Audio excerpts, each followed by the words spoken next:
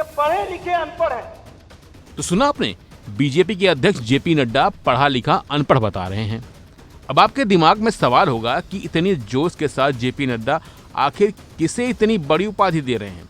इसके बारे में आपको जरूर बताएंगे, लेकिन उससे पहले जान लीजिए कि आखिर जेपी नड्डा ये बात बोल कहाँ रहे हैं। दरअसल बीजेपी के राष्ट्रीय अध्यक्ष और केंद्रीय स्वास्थ्य मंत्री जेपी नड्डा ने रविवार को डॉक्टर राम मनोहर लोहिया विधि विश्वविद्यालय के अंबेडकर सभागार में आयोजित बीजेपी की प्रदेश कार्य समिति की एक दिवसीय बैठक में शिरकत करने पहुंचे।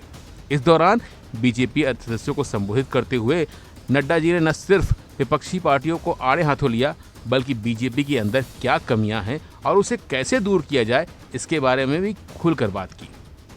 इस दौरान जेपी नड्डा ने कहा कि कोई बाहर वाला हमें नहीं बताता, हमें खुद मालूम है कि हमें क्या करना है, इसलिए हमारा विश्वास भी न डगमगाए और हमारी चिंतन की प्रक्रिया लगातार चलती रहे, इसका भी हमें ध्यान रखना होगा। लोकसभा चुनाव के बाद पहली बार हुई बीजेपी प्रदेश कार्य समिति की बैठक में नड्डा ने बिना नाम लिए कांग्रेस नेता राहुल गांधी और उनकी बहन प्रियंका गांधी वाड्रा पर निशाना साधा। उन्होंने कहा कि हमेशा यह ध्यान रखना चाहिए कि राजनीतिक कार्यकर्ता की हैसियत से हम कौन सा दृष्टिकोण लोगों के सामने खड़ा कर रहे हैं। साथ ही बेरोजगारी और महंगाई के मुद्दे पर उन्होंने राहुल गांधी और प्रियंका गांधी को पढ़ा लिखा अनपढ़ बता दिया। आप खुद सुन लीजिए। मुझे समझ में नहीं आता, ये कांग्रेसी भाई और वो भाई बहन दोनों मिला के, ये सब लोग पढ़े लिखे अनपढ़ मुझे दिखते हैं।